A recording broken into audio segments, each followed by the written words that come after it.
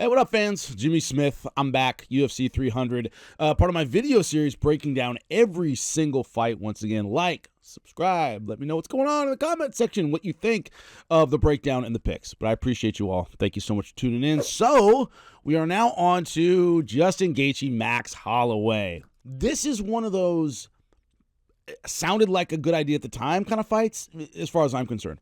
I'm not a huge fan of the BMF title. I think it's a little gimmicky. I didn't mind it once. My big fear was that it would be defended and become a thing and kind of become the intercontinental title of MMA, or the U.S. title or something like that, a minor title. And, unfortunately with this defense, it's probably what it's becoming. When I was at ESPN, there were people at ESPN that told me the UFC owes ESPN X number of title fights per year. This counts as one of them.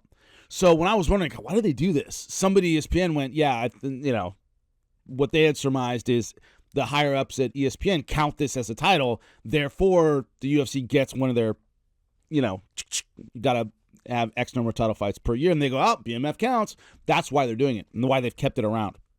All right, interesting theory. Don't know if that's true, but, certainly worth considering why they keep it around. So, enough of that. For the BMF title, Max Holloway versus Justin Gaethje. And the reason I say sounded like a good idea at the time is I don't think the UFC thought it all the way through about holding up two divisions at the same time, right when we really need a contender in both. For people who don't know, Islam Makhachev wants to fight in June. Well, it was supposed to be Charles Oliveira. Charles Oliveira got cut, and then you had Alexander Volkanovski stepping in short notice. So the timing got a little wonky, right? And then, obviously, with that loss, Volkanovski gets back in there against Ilia Topuria. He gets knocked out. We need a contender at 45. Now that Volk is gone, Max Holloway suddenly becomes a viable contender. We had already lost to Volk 3 times, so there needed to be a changing of the guard. Well, that's happened. And now Volk's busy because he's fighting Justin Gaethje, and Justin Gaethje knocks out Dustin Poirier. He should have been the next contender, and it kind of jammed up two divisions at the same time for a BMF title that I'm not particularly enthused about. Not that I'm not enthused about this fight. I think it'll be entertaining, but it seems like keeping two divisions going is a little more important than the BMF title. That's my personal thought on it. Please let me know in the comments section what you think. If you like the gimmick, right, for an exciting fight. So, what are you betting on this one? What's interesting to me is, as I've been looking at the lines over the last few days, Justin Gaethje was about a 2-1 favorite. It's starting to change. You're starting to get minus 170, minus 160. If you know about gambling, what happens is they want an equal number of people gambling on both sides, right? That's how they make their money. And so they change the odds depending on where people are betting to get them to bet in certain ways. And it looks like money's coming in on Max Holloway late. And so it's shifting the odds a little bit away from Justin Gaethje, which I don't get that at all. We've seen Max Holloway at 155 pounds against Dustin Poirier, who was a 145-pounder. So Dustin Poirier is a decent puncher, right? He has decent size for the weight class. It took him a while to build up to 155. But he's a guy who at one point in his career made 145 pounds, and he was still too big, too strong, too powerful for Max Holloway. Max Holloway's power just wasn't a factor against Dustin Poirier. Justin Gaethje couldn't make 145 if he tried. There's just no way the guy can make it. He's a big, thick, strong 155-pounder. He's a small 170, basically. But the idea that Max Holloway's power isn't a huge factor at 45. He's a volume guy, right? He just overwhelms you with volume. No one punch really does it. Knocked out the Korean Zombie and then turned around and said, hey, people said I didn't have power. Korean Zombie's been through a lot. It's Korean Zombie's last fight and got knocked out. I'm not saying Max, I don't want to get hit by the guy, but there are 45ers who have much better one-shot power. Ilia Topuria, for example. Max isn't really known for that. He's known for the death of 1,000 cuts. He wears you down. That doesn't work well necessarily against a guy like Justin Gaethje, who not only is extremely powerful. So you can land 6, and he lands 1, and you're looking up at the lights, all right? So volume versus power doesn't always work. Also, the idea that Justin Gaethje, since the Tony Ferguson fight, has shown pretty slick defense, pretty good footwork. It's like he suddenly woke up. It's the only way I can describe it when it comes to Justin Gaethje style. When he first came to the UFC from what at the time was World Series of Fighting, I went, man, he's going to have an exciting career for about 10 minutes.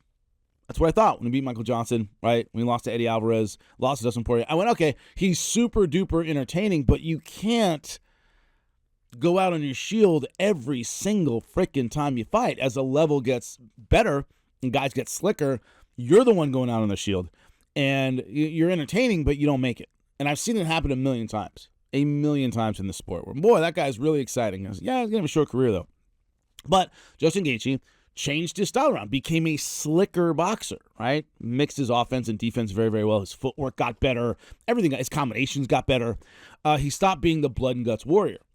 Now, I'm not saying he doesn't fight blood and guts. My point is it isn't take one, give one. It's give two, take none, give one again. So he's improved dramatically over the last few years. And only Khabib really made him look like a fish out of water. Beyond that, it's even Charles Oliveira, who, choked him out, he knocked Charles Oliveira down. I think not falling him to the ground to finish him off may have been the biggest mistake of his career. But the point is, he was right in there with him and had him hurt and had his opportunity and let it slip. So what do I think about this one? Betting-wise, you got to go with Justin Gaethje. He's heavy-handed. He has decent footwork. He has decent defense. He's naturally bigger. He's coming off one of the biggest wins of his career, knocking off Dustin Poirier, so he has a lot of momentum.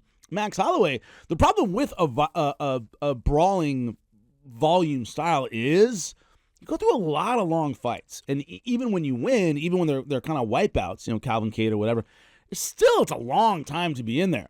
You only have so many minutes in the octagon. You only have so many minutes and seconds in the octagon. Your body just takes a beating every time. Even if you're winning, you still take some. So one of the problems with Max Holloway is he's a volume guy, so he works his ass off in every single fight. And he tends to get in long, difficult, grueling fights, and each one of those takes something out of you. He doesn't have a lot of quick knockouts in his career. So the ground game, the frustrating part here is Justin Gaethje was an All-American wrestler. People forget that. He was an All-American in North Dakota State, I think, and never uses it. He uses it defensively. But even when it's there and he could do it and he could impose his will in a fight like this, where if he takes Max Holloway off his feet, he's bigger, stronger, take him down, hit some ground and pound, stay safe for a minute, probably not going to do that. It's kind of frustrating that he has this whole skill set he doesn't generally use. Hits like a freight train. It's volume versus power. And in this instance, I think Justin Gaethje is slick enough and strong enough that that's a bad trade-off, right? I'll take 3-1 Max Holloway, Justin Gaethje. Right? I'll take the 3 Max Holloway shots to give 1 Justin Gaethje shot. And that might be what happens here, even though Justin Gaethje, once again, pretty slick defensively. So I got to go with Justin Gaethje in the stand-up. Max Holloway does have a slick submission game. I don't see a lot of scrambling positions because Justin Gaethje is not going to shoot unless he absolutely has to. And against a guy with great front chokes, meaning guillotine, anaconda, darce, that kind of thing, which is what Max Holloway is really good at, they come off poor takedown attempts. I don't see Justin Gaethje pulling a lot of those. So I think the submission game will probably be a non-factor in here. So I definitely go with Justin Gaethje on the betting side. Now, over-under. It's a 5-round fight. The over-under right now is 3.5. And it's, depending on your book, it's like minus 140, 150 for the over, plus 120, I think, for the under, depending on, once again, your book. You're either betting on the knockout power of Justin Gaethje for the under or the durability of Max Holloway for the over. That's kind of a 50-50 in my head. Another thing, that it's a small factor. It's still a factor that, I think might be the difference here. It's a guy Justin Gaethje likes, and he has to worry about a title opportunity at some point in the next few months, right? He might not be next, because I think it's going to be a long fight. I think it's going to be a tough fight. I don't think he's going to be ready in June. But he's got to think about fighting Islam at some point. If he's racked up 3 rounds, 4 rounds against Max Holloway, he might go, okay, let's see the end here, right? You just kind of go into a third gear, right? And you just kind of go, all right, bing, bing, bing, bing, bing, I'm winning. Am I going to take the risk necessarily to get in here and finish this guy? I like Max Holloway. He's bloody. He's cut up. Let's take the win. So Justin Gaethje's a professional, man. He's a killer, and he'll knock your head clean off. But I think maybe in a fight where, 3 rounds, they're in the book, I'm comfortably ahead, will he hit the gas to try to get the finish? I don't know. That's an interesting one. So just barely, I'm thinking over. And also, I have faith in the durability of Max Holloway. The guy can just take an ass whooping and keep going. He's a proud Hawaiian. right? I mean, if you know the history of MMA, Hawaiians just used to be one of the epicenters of MMA, and it's a proud fighting tradition. He's not going to go down easy.